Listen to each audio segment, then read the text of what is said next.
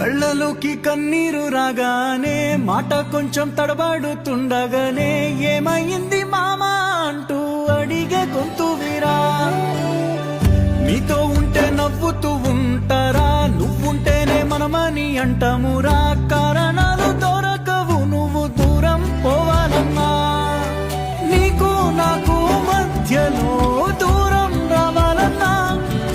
వద్దు అంటూ ఆ క్షణాన్ని ఏడుస్తూ ఆపనా.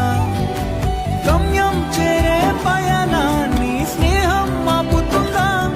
నీ మంచే కోరి పొమ్మనేంత ప్రేమే మాకు లేదా. అల్లుకున్న తీగతో కలుసుకున్న కులం, స్నేహమన్న మాటలో ముచ్చటైన ముకురం.